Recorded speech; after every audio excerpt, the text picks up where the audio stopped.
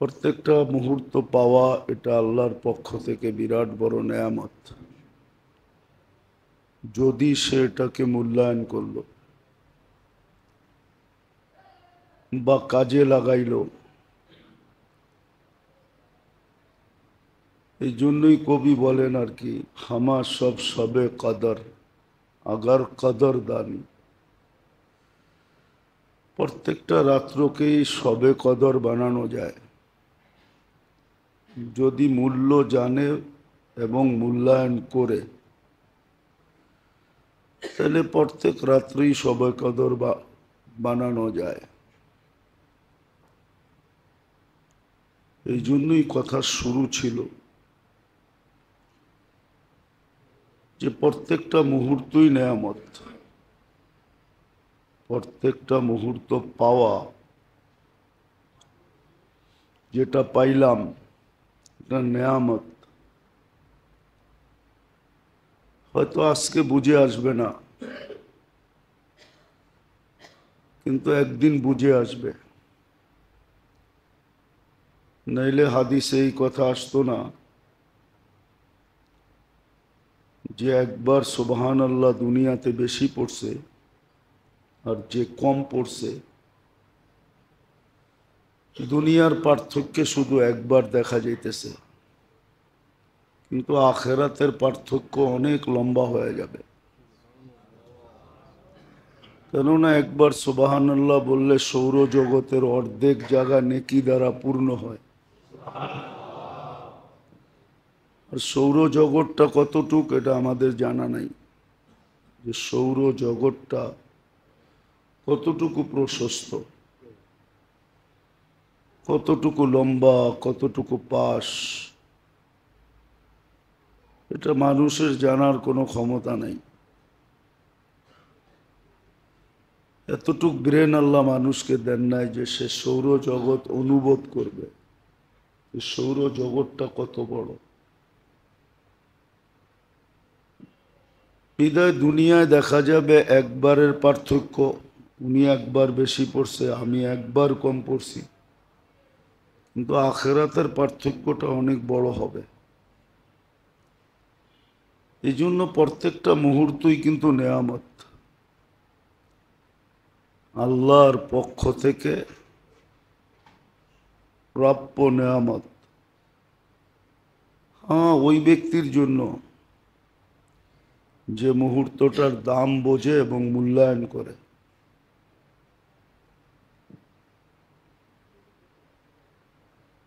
কিন্তু কিছু কিছু মুহূর্ত এরকম আছে যেটা বহুত বড় নেয়ামত। সবগুলো মুহূর্তই নেয়ামত, কিন্তু কোনো কোনো মুহূর্ত এরকম আছে যেটা বিশাল আকৃতির নেয়ামত। ওই নেয়ামতের ভিতর থেকে এটাও একটা নেয়ামত, যে পাইলো আর কি। এখনো পাবো কিনা জানি না, কেননা সূর্য ডুবলে শুরু হবে। আর এটাই সত্য, 1 মিনিটের নাই ভরসা। কে ওই মুহূর্তটা পাবে এটা কারো জানা নাই। হ্যাঁ, যে পাবে তার জন্য বিশাল বড় নেয়ামত।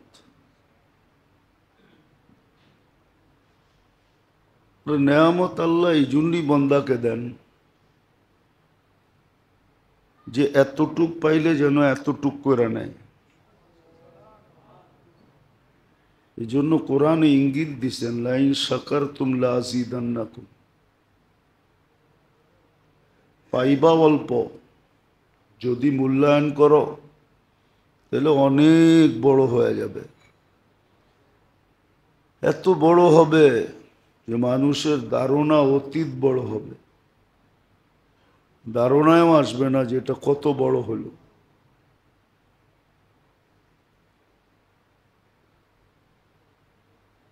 তো নেয়ামত পাওয়ার পরে যদি কদর হয়, মূল্যায়ন হয়, তো ওটা ছোট থাকে না, অনেক বড় হয়ে যায়।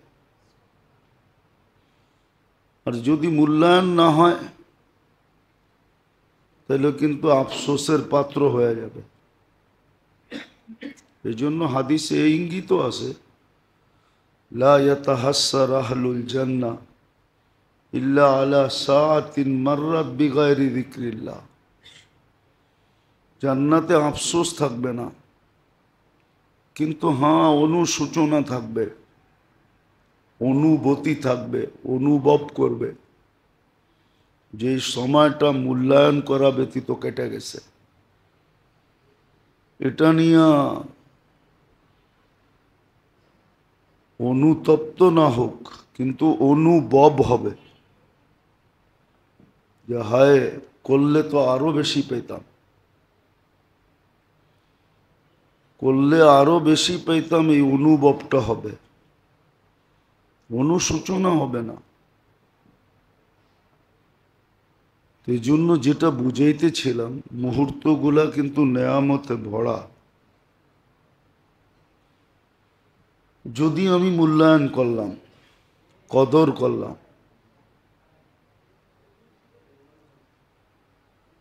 প্রত্যেকটা মুহূর্তই নেয়ামত, কিন্তু মাঝে মাঝে আল্লাহ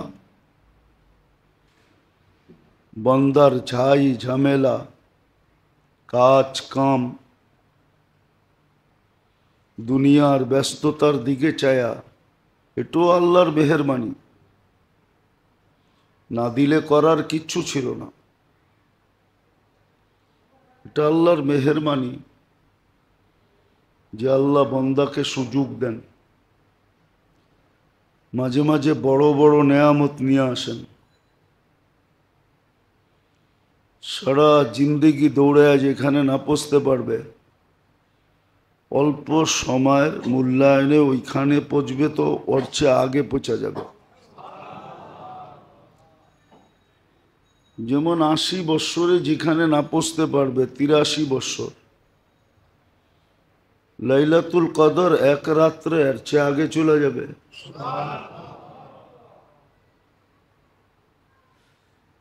এরকম কিছু মুহূর্ত আছে, পরিশ্রম অল্প, লাভ অনেক। পরিশ্রম অল্প করবে, কিন্তু লাভ অনেক হবে, দুনিয়ার লাভ না। দুনিয়ায় লাভ হইলে আর কি হবে? কাগজের লাভ হবে, কাগজ বাড়বে, টাকা তো সব কাগজ দিয়েই বানায়। দুনিয়া যেটা বাড়বে এটা একদিন ছেড়ে চলে যেতে হবে, অন্যের হাতে তুলে দিতে হবে, এটাই সত্য। উত্তরসূরিদের হাতে অটোমেটিক চলে যাবে, নিজের হাত শূন্য শূন্যই থাকবে। এটাই তো কবি বুঝাইতে চেয়েছিলেন, দুনিয়া মে লাখো করোড়ো মালি থে, সব অভিভাবকই একজন মালি। বাগান পরিচর্যা যে করে তাকে মালি বলে, তো সংসার যে পরিচালনা করে তাকে কেন মালি বলবে না? সেও মালি। तो दुनिया में हजारों करोड़ों माली थे, सिकंदर जब गया तो दोनों हाथ खाली थे। সবাই খালি হাত যাবে, তো দুনিয়ার লাভ হইলে কতটুকুই হবে, আর হইলেই বা কতক্ষণ থাকে? বেশিক্ষণ হাতে থাকে না। কিন্তু যদি নেয়ামতের মূল্যায়ন করে তো লাভ অনেক হয়, আর এটা চিরদিনই হাতে থাকবে, কখনো হাতছাড়া হবে না।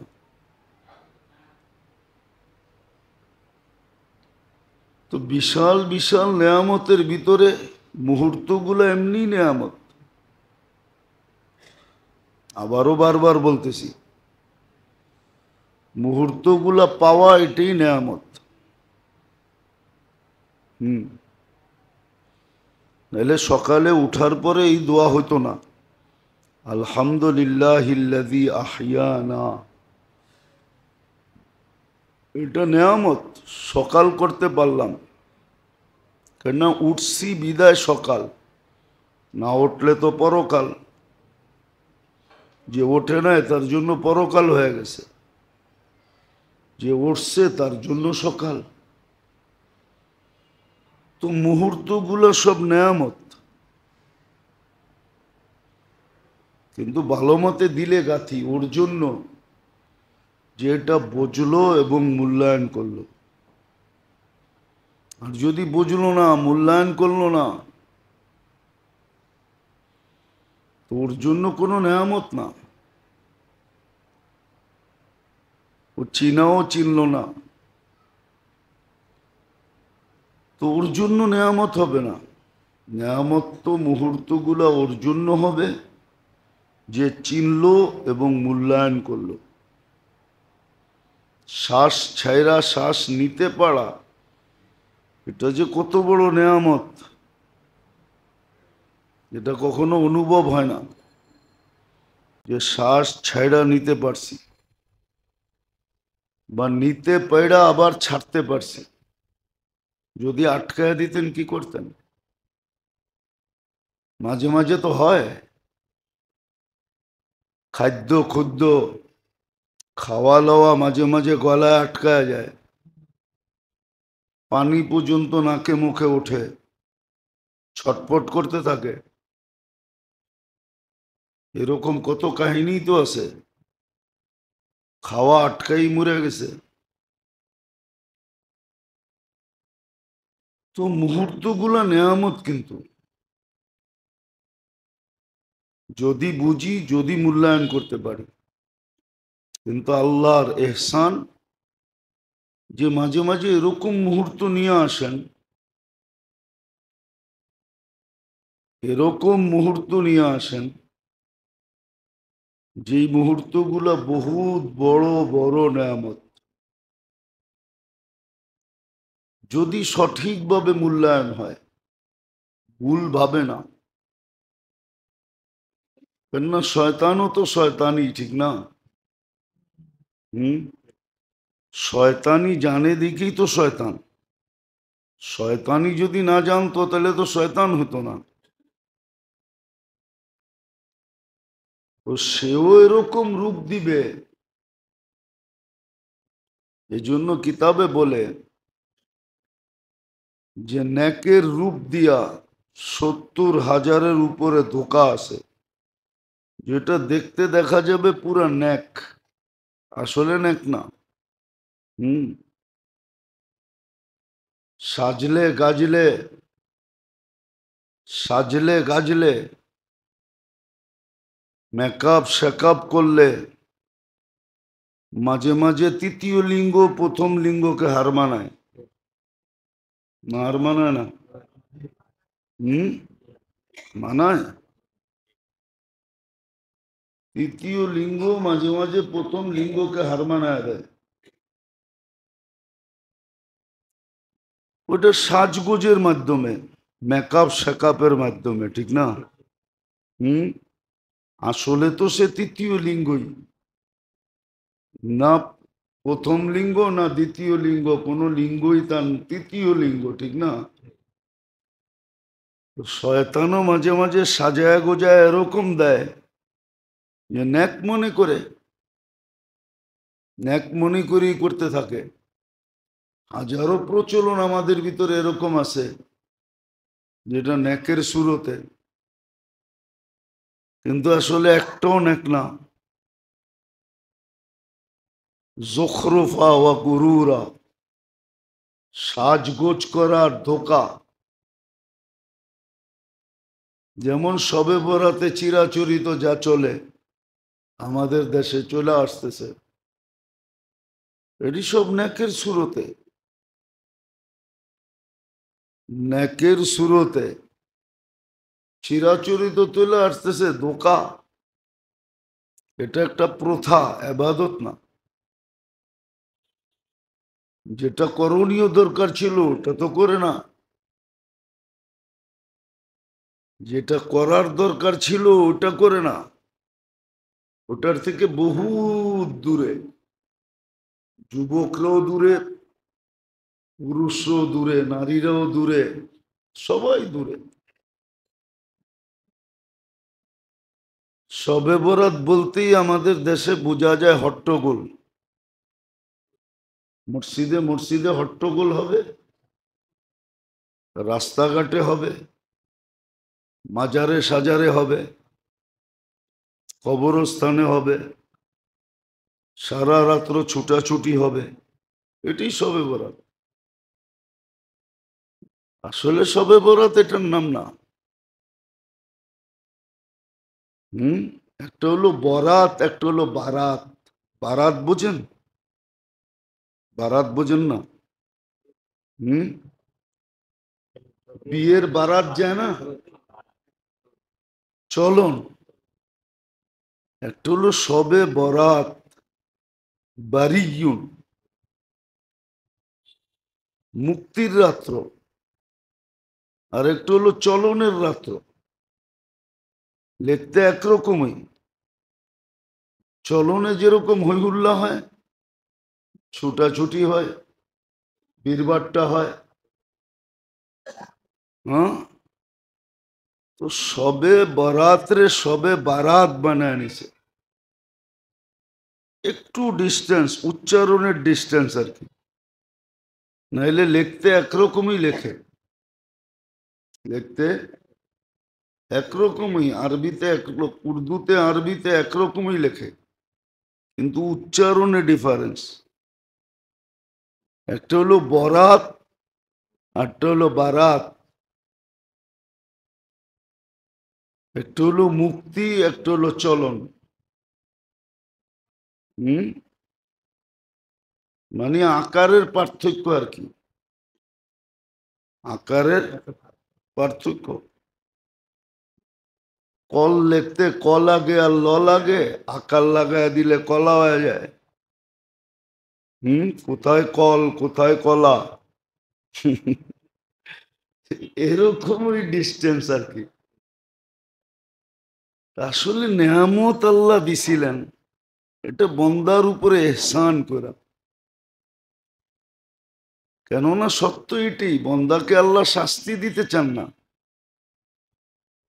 কে চায় নিজের সন্তানকে কষ্ট দিতে? বাপের ভিতরে জান থাকা পর্যন্ত কোনো বাপ চায় না আমার সন্তান কষ্ট করুক। হুম, কি চায় না কি? বইলেও বেড়ায় আমার রথ যতদিন আছে আমি চালায়া যাব, জান যতদিন আছে। তো আল্লাহ তো মা বাবার চেয়েও 70 গুণ, সমস্ত মা বাবার মমতা এক জায়গায় করলে যতটুক হবে এর চেয়েও 70 গুণ বন্দাকে বেশি ভালোবাসেন। আল্লাহ বন্দাকে শাস্তি দিতে চান না। কোরআনও এটাই বলে, মা ইয়াফআলুল্লাহু বিআযাবিকুম, আমি তোমাদেরকে শাস্তি দিয়ে করব কি? আর সত্য এটাই, শাস্তিতে তো আল্লাহর কোনো লাভ নাই। আল্লাহ লাভের ঊর্ধ্বে, লসেরও ঊর্ধ্বে, লাভেরও ঊর্ধ্বে। এই জন্য দোয়ার ভিতরে আছে, ইয়া মান লা তাদুররুহু যুনুব ওয়ালা তানফা। বান্দার গুনাহ যার কোনো ক্ষতি সাধিত করে না, আর বান্দা গুনাহ করলে যার কোনো লাভও হয় না। আপনি বলবেন জান্নাতের জায়গা কম, এই জন্য সংখ্যাও কম করছে না? আল্লাহর কাছে জায়গার অভাব নেই। আপনি এতটুক ম্যাথমেটিক্স জানেন না, এটা আমার বিশ্বাস। আবার রাগ হয়ে যায় না, শিক্ষিত হইতে পারে, এতটুক ম্যাথমেটিক্স জানবেন না। এটা বাক করতে গেলে আপনার আমার ক্যালকুলেটরে ধরবে না। একটা দুইটা যদি দেখানো হয়, সূর্যটা দুনিয়ার থেকে 13 লক্ষ গুণ বড়। সূর্যের পাশে যেটা আছে অ্যান্ড্রোমেডা, এটা সূর্যের চেয়ে 50 লক্ষ গুণ বড়। এটার পাশে যেটা আছে ব্যাটেলজেস, এটা সূর্যের চেয়েও 100 কোটি গুণ বড়। এরকম শুধু 10টা দেখানো যায়। আর সৌরজগতে আছে অগণিত নক্ষত্র। কত? গ্রহ না, নক্ষত্র। গ্রহ ছোট, আমাদের দুনিয়াটা গ্রহ, সূর্যটা নক্ষত্র। এরকম অগণিত আছে। আপনার গ্রাম রে আপনি মাইপা শেষ করতে পারবেন না। যেই গ্রামে আপনার দুনিয়াটা আছে, কয়েকটা বাড়ি মিলা একটা গ্রাম হয়। এটা জানেন তো? হুম। আমাদের দুনিয়াটা যেই গ্রামে আছে, গ্রামে ওটাকে ছায়াপথ বলে। যেই গ্রাম জাগার ভিতরে আমাদের দুনিয়াটা আছে, ওই গ্রামটারে ছায়াপথ বলে। ছায়াপথ। ওই গ্রামটা এতটুকু ছোট, একটা যান্ত্রিক জিনিস বানাবে সেকেন্ডে 3 লক্ষ কিলোমিটার যাবে। তাইলে মিনিটে কতটুক যাবে? সেকেন্ডে 3 লক্ষ। 3 সাইটে কত হয়?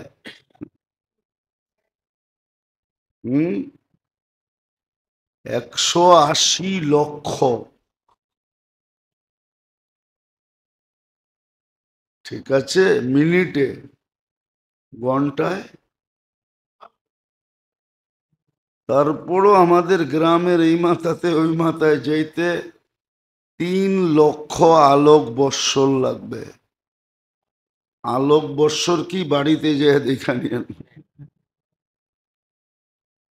এই জন্য বন্দার গুনায় আল্লাহর কোনো ক্ষতি সাধিত হয় না, আর কোনো লাভও হয় না। আল্লাহ 2টা রুট দে। অনেকে ভাবে জান্নাতের এত জায়গা কই পাবে, ঠিক না?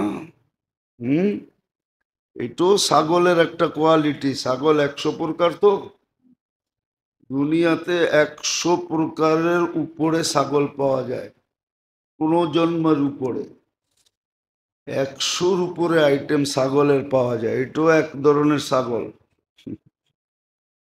ওর বিজ্ঞান দিয়ে ওরে বুঝানো যায় যে জায়গা কই পাবে।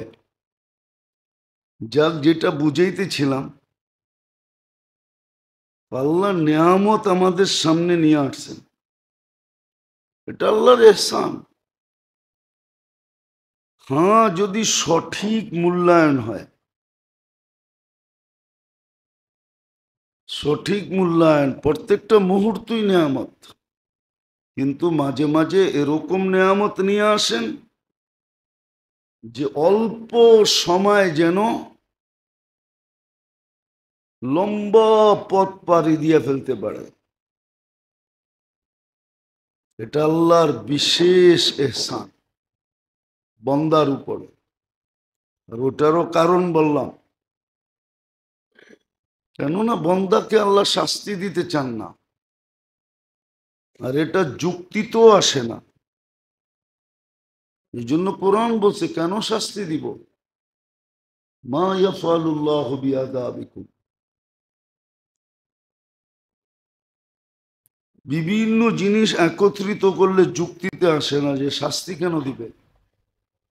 যার মমতা এত, যিনি মানুষকে বানাইলেন কুদরতি হাত দিয়া,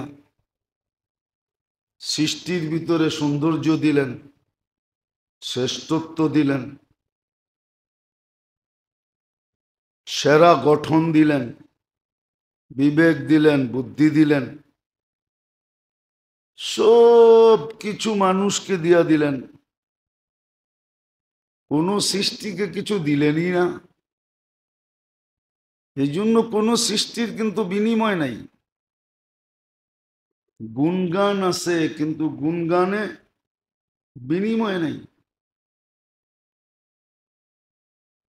এই জন্য ফেরেশতারা বলছিল বটে যে আমরা তো আপনার গুণগান গাই। তো ভাবলে এটাই বোঝা যায় যে আল্লাহ বলতেছে গুণগান গাইলে কি হবে? গুণগানের তো কোনো দাম নাই। আমার তো দামওয়ালা গুণগান দরকার। তোমরা গুণগান গাও মানি, কিন্তু কোনো কি নাই? বিনিময় আছে নাকি? তো দাম আছে নাকি? বিনিময় থাকলে না দাম হইতো, ঠিক না? কি বলেন? হুম। তোমাদের তো কোনো বিনিময় নাই, দাম নাই। তোমরা গুণগান গাও বটে, কিন্তু এই গুণগান তো আমার দরকার নাই। নকল টাকা কয়েক বস্তা দেখ না, তাতে কি আসে যায়? পানি গরমের কাজে আসতে পারে, কোনো কাজে আসবে না। আসবে নাকি? হ্যাঁ, উল্টা জেল জরিমানা হইতে পারে, ঠিক না? হুম। আল্লাহ বলে তোমরা গুণগান গাও বটে, তোমাদের গুণগানের তো কোনো বেলু নাই। আমার তো দরকার বেলুওয়ালা। মানুষের গুণগানে বেলু আছে, এই জন্য আমি মানুষ বানাইছি। মানুষের গুণগানে ভ্যালু, দাম। এই জন্য ফেরেশতাদেরকে আল্লাহ অ্যাবাউট করছেন। নাহলে ফেরেশতারা বলছিল নাহনু নুসাব্বিহু ওয়া নুকাদ্দিসু লাক। সব হাদিস একত্রিত করলে দেখা যায় সৃষ্টির গুণগান বড় আজীব গুণগান। লা ইয়াগফাল ওয়ালা ইয়ালতাফিত তারফাত আইন। চোখের পলক ঝপতে যতক্ষণ সময় লাগে, না বিমুখ হন না এদিক ওদিক তাকান। এরকম মনোযোগ দিয়া সেজদা। আর তাও কবের থেকে? মিন আউয়ালি খালকি ইলা ইয়াউমিল কিয়ামা। জন্ম লগ্ন থেকে কেয়ামতের সকাল পর্যন্ত। কিন্তু আল্লাহ বলে বেলু তো নাই। আনবেলিড, বেলুহীন, এই গুণগান তো আমার দরকার নাই। আমার দরকার হলো বেলুওয়ালা গুণগান। এটার জন্য মানুষ লাগবে, এই জন্য মানুষ বানাইছেন।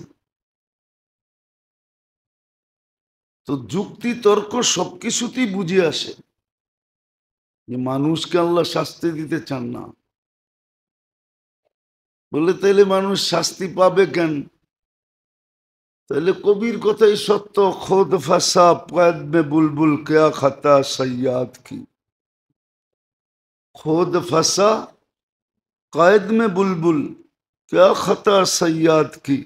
সৈয়াদ বুঝেন? শিকারীর কি দোষ? গুল পে আসে খোকে বুলবুল জিন্দেগি বরবাদ কি। ও যদি ফুলের প্রেমে না পড়তো তাহলে শিকারীর জালেও আটকাইতো না, ঠিক না? ওর ভুলেই তো ফাটছে, ঠিক না? হুম। তো মানুষের ভুলেই ফাঁসে। মানুষ মানুষ ফাঁসে, মানুষ মানুষের ভুলেই ফাঁসে। আল্লাহ কিন্তু ভুলের কোনো রাস্তা মানুষকে দেখান নাই। যা দেখাইছেন সব সরল সহজ রাস্তা দেখাইছেন, নেকের রাস্তা দেখাইছেন। তো যেটা বুঝাইতেছিলাম, জানি না বুঝে আসবে কি আসবে না, কিন্তু মনে হয় মনোযোগ দিয়ে শুনলে বুঝে আসার কথা। তো প্রত্যেকটা মুহূর্তই কিন্তু নেয়ামত, যদি আমি বুঝি আর যদি আমি মূল্যায়ন করি। প্রত্যেকটা মুহূর্তই নেয়ামত। হাদিস কোরআন দিয়ে বোঝানো যায়। আপনি বুখারী শরীফে আছে, পিপাসিত কুকুর চক্কর কাটতেছিল কুয়ার পাশে। হুম, কিন্তু ও তো মানুষের মতো বুদ্ধিমান না যে পানি উঠায়া পান করবে। আর বালতিও ছিল না যে পানি উঠাবে। তো পতিতা মেয়ে পানি উঠায়া পান করাইছে। ও ভাবছে একটা সুযোগ আসছে, শত হইলেও তো আল্লাহর সৃষ্টি, হোক না কুকুর। তো নিজের জুতা খুইলা ওড়না দিয়া বাইন্দা পানি উঠায়া কয়েক ফোঁটা মুখে ঢেলা দিছে। আল্লাহ তার পিছনে সব গুনাহ মাফ করে দিছেন, জান্নাত দিয়া দিছেন। হম। ও ভাবতে পারতো যে কুকুরই তো, মরলে কুকুর মরবে, ঠিক না? কি বলেন? হ্যাঁ, বরং একটা কমবে। কিন্তু সুযোগ আসছে, কাজে লাগায় দিছে। এটা সত্য, হাদিসে ঘাটলে বোঝা যায় যে এই মেয়ের কোনো সোয়াবের ধারণাই ছিল না, সোয়াবের কোনো ধারণাই ছিল না। অনলি একটা সহানুভূতি ছিল অবুঝ প্রাণীর উপরে, একটা সহমর্মিতা ছিল, এতটুকুই তার মনে ছিল।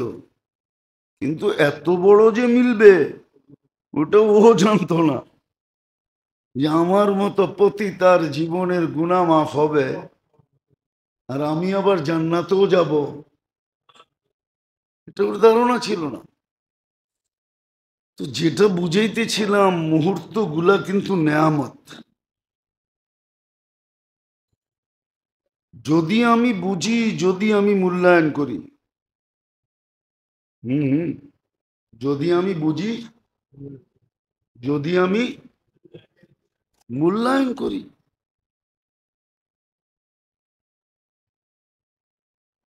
আর যদি বুঝলাম না, মূল্যায়ন করলাম না, তাহলে তো সময়, সুযোগ আর সময় আমার জন্য অপেক্ষা করবে না। কেননা সময় কারো জন্য অপেক্ষা করে না, এটাই চিরাচরিত সত্য। মানুষ সময়ের অপেক্ষা করে, এটা ঠিক আছে। 3 ঘন্টা আগে যে এয়ারপোর্টে বসে থাকে, ঠিক না? হুম, স্টেশনে গাড়ি ছাড়ার আগে যে বসে থাকে। তো মানুষ সময়ের অপেক্ষা করে, কিন্তু সময় মানুষের অপেক্ষা করে না। এরকম সুযোগও, মানুষকে সুযোগ তালাশ করে নিতে হবে, সৎ ব্যবহার করতে হবে। সুযোগ কিন্তু কারো অপেক্ষা করবে না। আর এটাও সত্য, একটু আগেই বলছিলাম, সুযোগের সৎ ব্যবহার না হইলে সুযোগ আমাকে কাঁদাবে, সুযোগ আমাকে নিঃসন্দেহে কাঁদাবে। এই জন্য কোরআনে অনেক জায়গা আছে, ইয়া লাইতানি, ইয়া লাইতানি, এটা আফসোসের শব্দ। হায় যদি, হায়, হায়টা হইল আফসোসমূলক শব্দ, হায় যদি। হুম, ইয়া লাইতানি ইত্তাখাযতু মা'আর রাসূলি সাবিলা, ইয়া লাইতানি ইত্তাখাযতু ফুলানান খলিলা, ইয়া লাইতাহা কানাতিল কাদিয়া। তো এরকম ইয়া লাইতানি বহু জায়গায় আছে কোরআনে, আফসোসের কারণ হবে। ঠিক সবে বরাতটাও আল্লাহর কাছ থেকে বিরাট বড় একটা সুযোগ, কিন্তু আফসোস, ছিল বরাত, বানায় নিছি বারাত। ছিল মুক্তির রাত, কিন্তু বানায় নিছি কি, চলনের রাত। এই জন্যই তো মসজিদ সাজে, বাত্তি সাত্তি বিরানি শিরানি, ঠিক না? হই হুল্লা, রাস্তা ঘাট উত্তপ্ত, মাজার সাজার, কবরস্থান। হুম, অথচ সবে বরাত কি আল্লাহর রসুলের 23 বৎসরে একবার আসছে? কয়বার আসছে? হ্যাঁ, আল্লাহর রসুল তো কবরস্থান গেলেন 23 বৎসরে একবার। আপনি প্রত্যেকবার যান কেন? হ্যাঁ, বুঝান যুক্তি দিয়া। একবার গেছে, আপনি তো প্রত্যেকবারই যান। বাড়িতে বসে মুর্দার জন্য দোয়া করলে পচবে না? না পচবে না? হ্যাঁ, না লেখা আছে সবে বরাতে পচবে না? হুম, কি কয় হুজুরে, লেখা আছে? সবে বরাতও পচবে। তো ছিল বরাতের রাত্রি, বানায় নিছি বারাতের রাত্রি, চলনের রাত্রি বানায় নিছি। আর এটাও আল্লাহর এহসান। নিসফ মিন শাবান, এক রাত্র আল্লাহ দিছেন, যেই রাত্রে আল্লাহ সৃষ্টির দিকে রহমতের দৃষ্টিতে দেখেন, রহমতের দৃষ্টিতে দেখেন, পুরো সৃষ্টির উপরে এক বিশেষ রহমতের সৃষ্টিতে দেখেন। এমনিই তো আমাদের প্রতি আল্লাহ সদা সর্বদাই রহমতের দৃষ্টিতে দেখেন। যদি রহমতের দৃষ্টিতে না দেখলো, তাহলে জানি না বুঝবেন কি বুঝবেন না। আপনার পিছনে ডেলি কোটি টাকা বাজেট ব্যয় করে, আল্লাহ কিন্তু আমাদের পিছে ডেলি কোটি টাকা বাজেট ব্যয় করে। কোটি আমি কম বললাম। হুম। যদি বর্তমান বিজ্ঞান আর প্রযুক্তির সাথে মিলাই, তাহলে আরো বেশি হবে। যদি এই দেহের প্রত্যেকটা অঙ্গকে প্রযুক্তি দিয়ে চালাইতে হতো, বা বিজ্ঞানের আলোকে চালাইতে হতো, তাহলে কিন্তু বিজ্ঞান লাগো চড্ডি বড্ডি গোল হয়ে যেত। চড্ডি বড্ডি বুঝেন? হুম। ওগো সবকিছু গোল হয়ে যেত। কেন? এত বিল আপনি দিতে পারতেন না, এত বিল আপনি দিতে পারতেন না। সাধারণত কিডনি ডায়ালিসিস কয় টাকা বিল? হ্যাঁ, নর্মাল জায়গায় করলে কত? কত?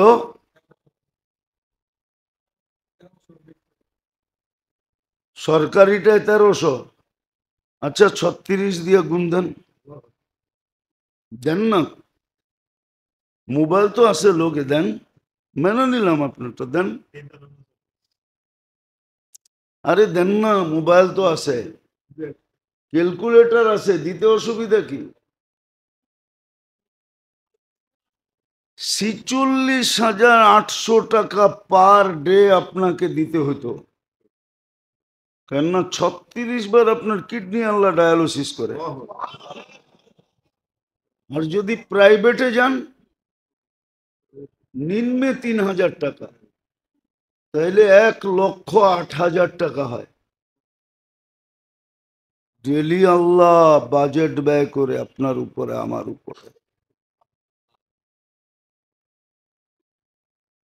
এরকম একটা একটা যদি আমি বাইর করি আপনাদের,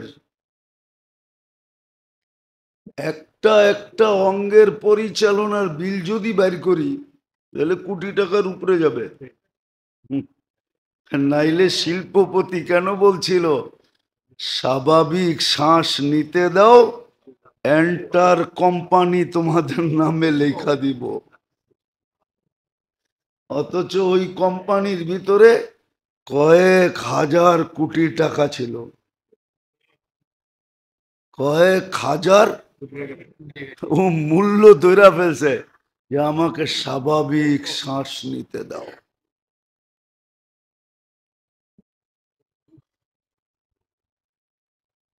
স্বাভাবিক শ্বাস নিতে দাও। আল্লাহর এহসান এটা,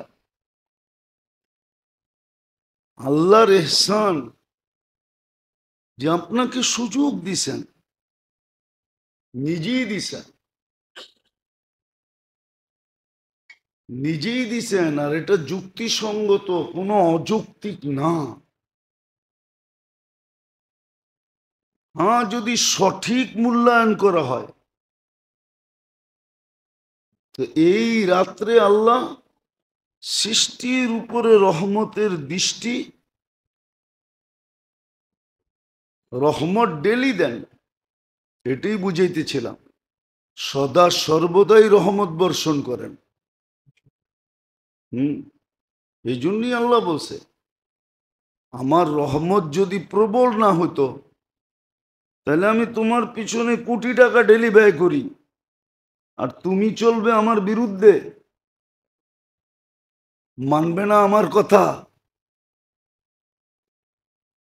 বলেন, কারো পিছে যদি কেউ কিছু খরচ করে, ওর বিরোধিতাও মানতে পারে না, ঠিক না? হুম, মানে আচ্ছা, ম্যানেজার, কোনো কোম্পানির ম্যানেজার, সেই তো কোম্পানির লোকের বেতন সেতন দেয়, ঠিক না? কিন্তু ওর জ্যাবের থেকে দেয়? কার থেকে দেয়? হ্যাঁ, কিন্তু ওর বিরোধিতা করলো তো ও চেতে। ও তো একজন কর্মচারী, ঠিক না? চেতে না, চেতে না? হুম, মালিকের কান বড়ে না, বড়ে না? অথচ ওকে শুধু রাখছেই বন্টন করার জন্য। কি ম্যানেজার বন্টন করবে? ও যেরকম কর্মচারী, সাধারণ একটা কর্মচারীও তো ওই ফ্যাক্টরির কর্মচারী, ঠিক না? কর্মচারী হিসাবে তো দুইজনই এক। হ্যাঁ, কি বলেন? পদ ভিন্ন। ও ম্যানেজার, ও শ্রমিক, কিন্তু কর্মচারী তো দুইজনই, ঠিক না? হ্যাঁ, কি বলেন? কিন্তু যুক্তি মানে কে? যদি মানতো, তাহলে প্রজাতন্ত্রের সমস্ত কর্মচারী প্রজাতন্ত্র আলাদেরকে স্যার বলতে হইতো। একজনও তো স্যার বলে না। অথচ স্যার না বললে উল্টা অফিস থেকে বাড়ি করে দেয়, বেরোন। আপনি বাই বললেন কেন, স্যার বললেন না কেন? বোঝা গেল সারটা বড়, বাইটা ছোট। রক্তের বাঁধনটা ছোট, পদের বাঁধনটা বড়। দেখবেন, আমি ক্রিটিসাইজ করতেছি না, মাঝে মাঝে এগুলা নিয়ে ভাবি তো, ভাবলে অনেক খারাপ লাগে, অনেক।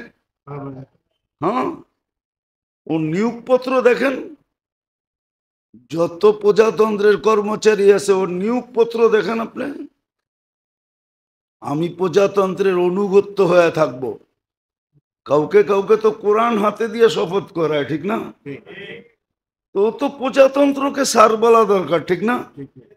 ওকে স্যার বলবে কেন, ঠিক না? হ্যাঁ, কিন্তু ওরে স্যার না বললে তো চেতা যায়। মাঝে মাঝে তো আমরাও দেখি, বাই বললে চেহারা বিগড়ে যায়, অথচ বাইয়ের বন্ধন বড় না স্যারের বন্ধন বড়? বলেন তো। বাই তো রক্তের বাঁধন, স্যার তো হইল প্রজাতন্ত্রের বাঁধন। আর তোমাকে স্যার বলবেই কেন প্রজাতন্ত্র? কথা অন্যদিকে চলে যাবে। আমাদের দেশের আজীব সিস্টেম, আমরা দুনিয়া ঘুরে দেখি তো। হুম, দুনিয়া ঘুরে দেখি তো, দেখলে মাঝে মাঝে বড় আফসোস লাগে। আমাদের দেশে যে অফিসে অফিসার, ও বাইরেও অফিসার, কিন্তু অফিসের বাহিরে কিন্তু সে অফিসার না। এটা দুনিয়ার কোনো রুলসে নাই, চলে না আমার লোকে।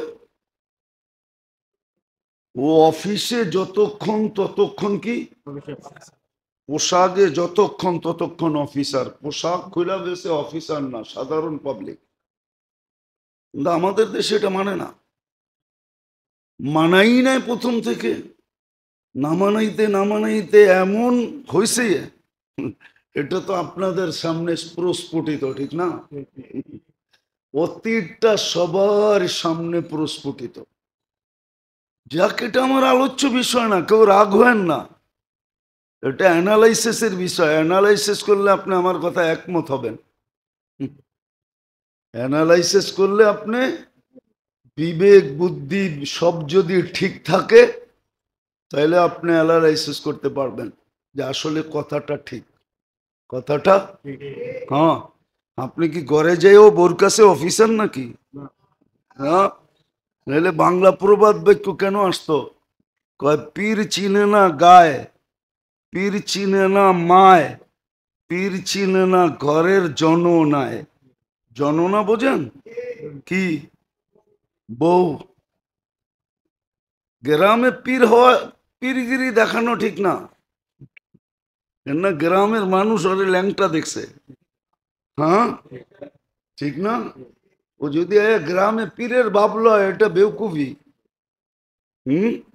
আর মার সামনে যদি কয় আমি কুতুব হয়ে গেছি, তো মা ইচ্ছা করলে জোরে একটা চটকনও দিতে পারে যে আমার পেটে হয়েছস আবার কুতুব, তুই সরেন থেকে গেলি।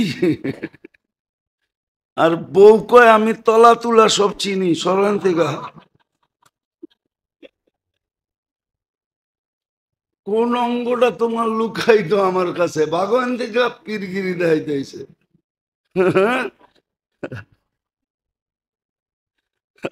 বুঝানোর জন্য বলতেছি, হাসানোর জন্য না। কেমন যে পিকুলিয়ে সমাজ হয়ে গেছে, আল্লাহ মাফ করুক আমাদেরকে। তো এটাও আল্লাহর এহসান, দয়া। নাইলে আপনার উপরে বাজেট ব্যয় করবে ডেলি কোটি টাকা, আর আপনি আল্লাহর বিরুদ্ধে চলবেন। দয়া যদি না থাকতো তাহলে এক শ্বাস নিতে দিতেন না, জাগারটা জাগায় সাইজ। এই জন্যই তো আল্লাহ এক জায়গায় বলছেন লাউ আমারতুল আরদা লাত্তালা আতকাফি বাতনিহা, আমি জমিনকে হুকুম দিতে দেরি, তোকে সাইজ করতে দেরি করবে না।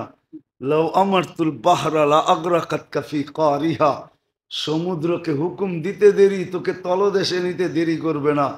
লাউ আমারতুল মালাইকা লা আহলাকাতকা, ফেরেশতাকে হুকুম দিতে দেরি, জাগারটা জাগায় সাইজ করতে দেরি করবে না।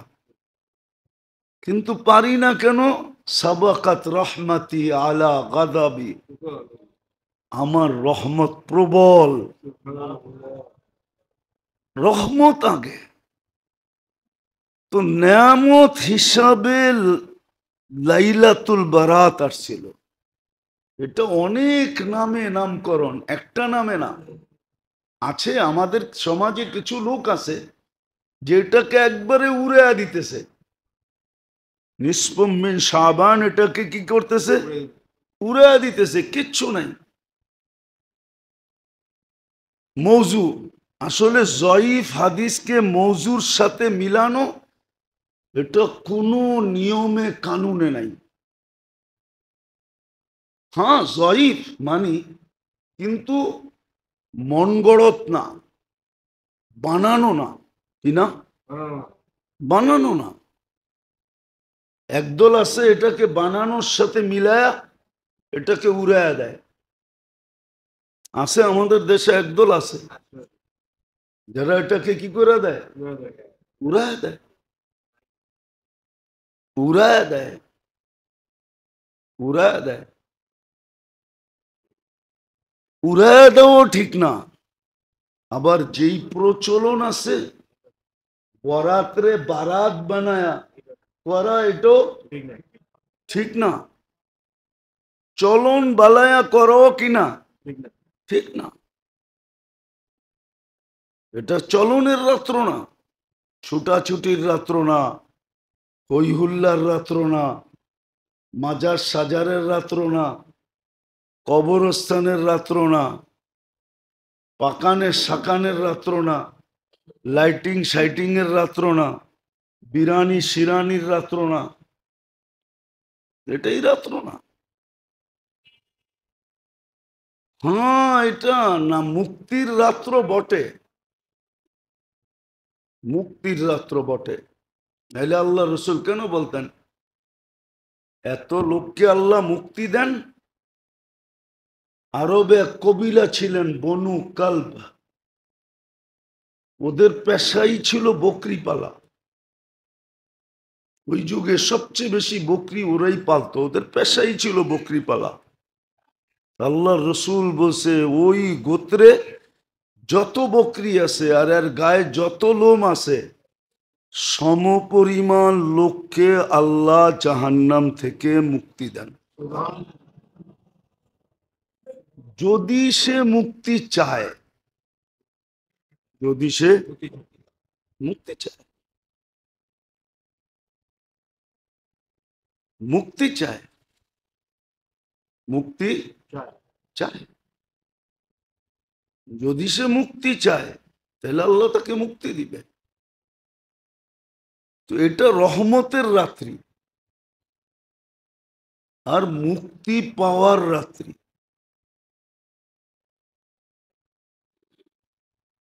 মুক্তি পাওয়ার রাত্রি, রহমতের রাত্রি।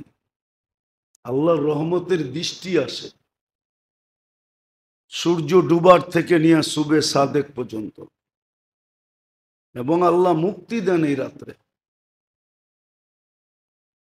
এই জন্য এই রাত্রের করণীয় সবচেয়ে বড় হলো এই রাত্রের নির্জনতা। কি নির্জনতা? কেননা উর্দুতে, ফার্সিতে একটা প্রবাদ বাক্য আছে, মান আনাম মান দানাম। প্রত্যেক ব্যক্তি নিজেকে নিজে ভালো চিনে। নিজেকে নিজে না চিনে না? নিজেকে নিজে ভালো চিনে। এই জন্য নির্জনতার রাত্রি, নির্জনে বসো, ইবাদত বন্দিগিও করো, আবার কান্না কাটিও করো,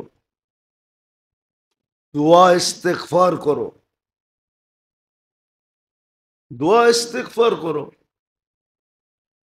চুপে চুপে। নফল, এটা নফল ইবাদত যদিও বটে, নফল ইবাদত যদিও বটে, কিন্তু অনেক সময় নফলটা আসলের চেয়ে বেশি হয়ে যায়। কি কোন? হোটেলে বইয়া প্রথম কিনলে তারপরে 3বারও গ্যারাফি লওয়ান যায়। গ্যারাফি বোঝেন? মনে হয় বোঝেন না। গ্রাম্য শব্দ তো নাও বুঝতে পারেন, ঠিক না? আরে বোঝেন কি? ফাও, ঠিক না? তখন দেখা যায় আসল যেটুক লইছেন ওর চেয়ে কয়েক গুণ বেশি হয়ে গেছে। কিন্তু প্রথমটা আপনাকে কিনতে হবে, প্রথমটা। ঠিক এরকমই নফল, কিন্তু অনেক বড়, অনেক অনেক বড়। এই জন্য এই রাত্রে কবরে যাওয়া জরুরি না, কবরস্থানে যাওয়া জরুরি না, কবরস্থানে যাওয়া জরুরি না। বরং যেই পরিস্থিতি এখন দাঁড়াইছে এতে না যাওয়াটাই উত্তম। যেই পরিস্থিতিটা এখন দাঁড়াইছে না যাওয়াই উত্তম, না যাওয়া চাই। বরং নির্জনে বৈশা ইবাদত বন্দেগী করা, জিকির করা, তেলাওয়াত করা, আর দোয়া আর কান্নাকাটি করা। আরেকটা, মুর্দাদের জন্য মাপ চাওয়া, মুর্দেগানদের জন্য খুব আল্লাহর কাছে চাওয়া, কিন্তু একা একই নির্জনতার মাধ্যমে, হই হুল্লা না। আমি বললাম না, রাগ হয়ে গেলেন কিনা আপনারা, যে বরাত রে বানায় ফেসি বারাত, লাইলাতুল সবে বরাত এখন সবে বারাত হয়ে গেছে, চলনের রাত্রি। আর যত প্রথা শ্রোতা আছে এগুলা কিচ্ছু নাই, এগুলো সব মানব রচিত, শয়তানের পক্ষ থেকে নির্ধারিত, যার জন্য বাঁচা চাই। আর দিনের বেলা রোজা রাখা নফল,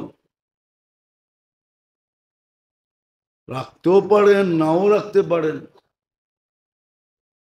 এমনি তো রমজান মাসে, শাবান মাসে আল্লাহর রসুল সাল্লাল্লাহু আলাইহি ওয়াসাল্লাম সবচেয়ে বেশি রোজা রাখতেন। রমজানের পরে এত বেশি রোজা কোনো মাসে রাখতেন না, শাবানে যত রোজা রাখতেন। আরেকটা মাসেও, মহররম মাসে খুব রোজা রাখতেন। আপনি নফল রাখতে পারেন। এই জন্য মেরে দোস্ত, সুযোগটা আসছে, সহিভাবে কাজে লাগাই, নির্জনতা অবলম্বন করি,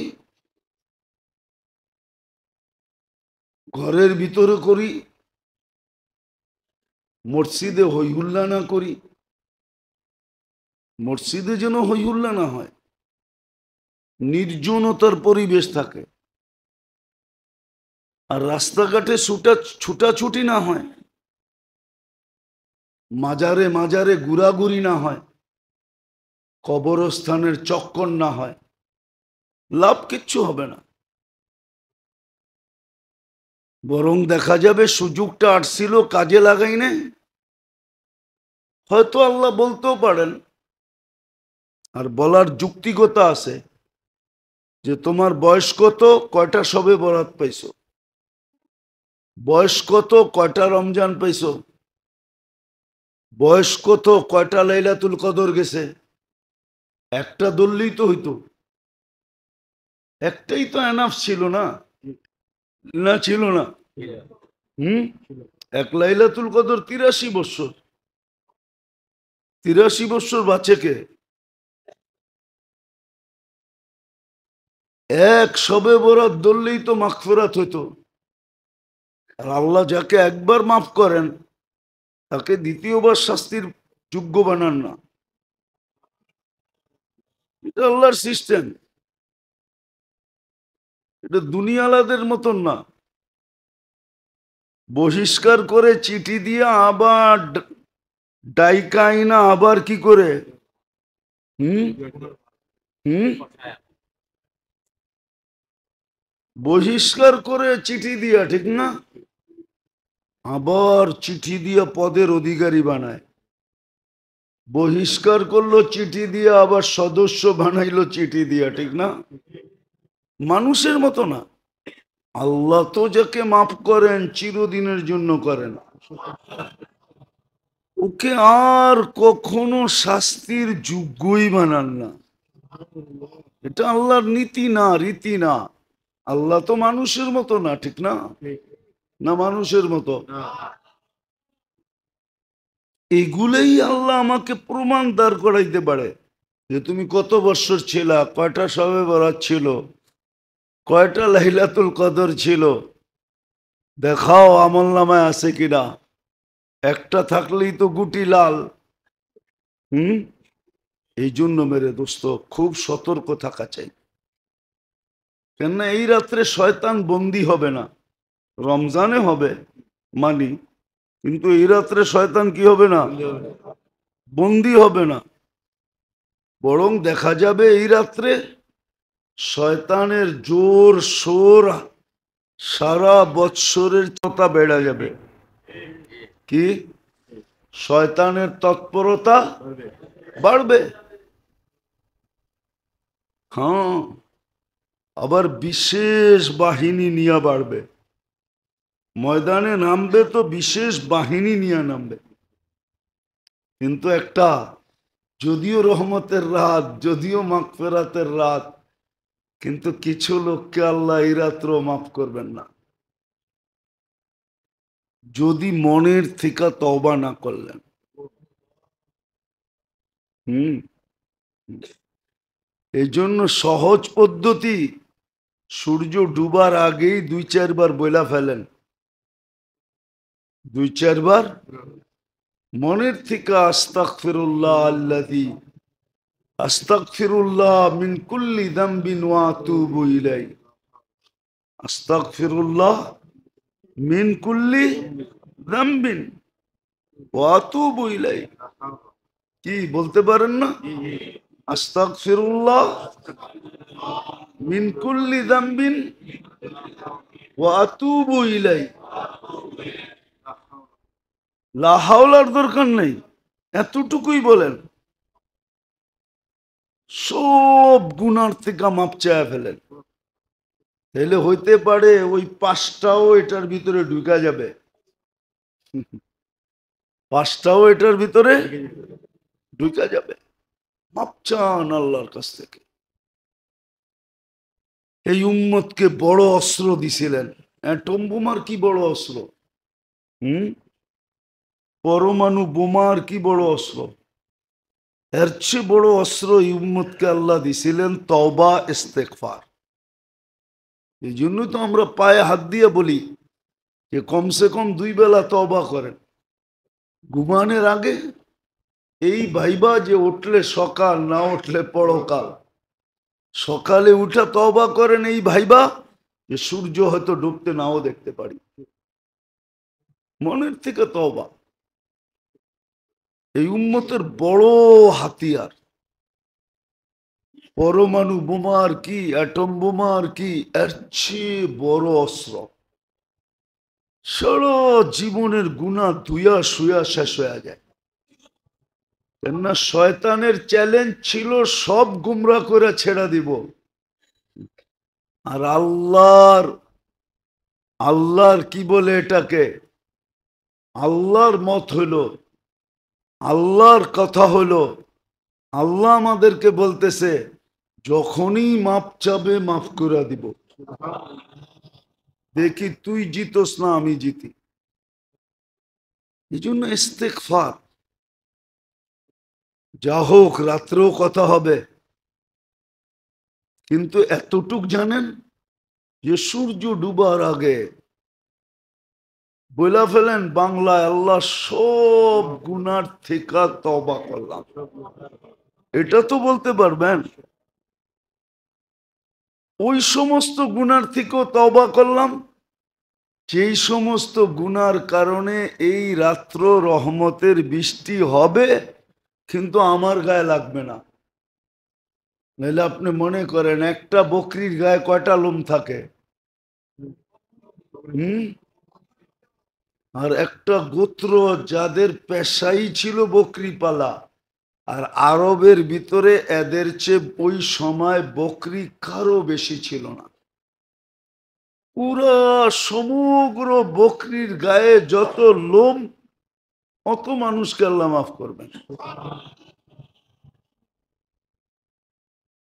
তাইলে আপনি সমস্ত গুনার থেকে তওবা করেন, করবেন তো? এই রাত্রটাকে মুক্তির রাত্র হিসাবে কাটান, চলনের রাত্র হিসাবে কাটায়েন না। না নিজে কাটান, না সন্তানদেরকে উদ্বুদ্ধ করেন। কিচ্ছু করতে পারেন না, তাইলে একটা পদ্ধতি আছে, এশার নামাজ বাজামাত পড়া নাক টাইকা ঘুমায়া যাবেন। ফজরের নমাজটা আইসা বাজামাত পড়েন, তাইলেও আপনি বঞ্চিত হবেন না। তাইলেও আপনি বৃষ্টি যখন মুষলধারে হয়, তোর যে রোডে থাকে ও তো ভিজেই, ঠিক না? আর যে রাস্তা দিয়ে হাঁটে ওর পায়ে হইল পানি লাগে। বিদায় আপনি এশার নামাজ বাজামাত পড়েন, ফজর নামাজ বাজামাত পড়েন, তারপরেও এটাকে ইয়ের রাত্র বানায়েন না, কি চলনের রাত্র বানায়েন না, চলনের রাত্র বানায়েন না। আল্লাহ আমাদেরকে আমল করার তৌফিক দান করেন। ওমা আলাইনা।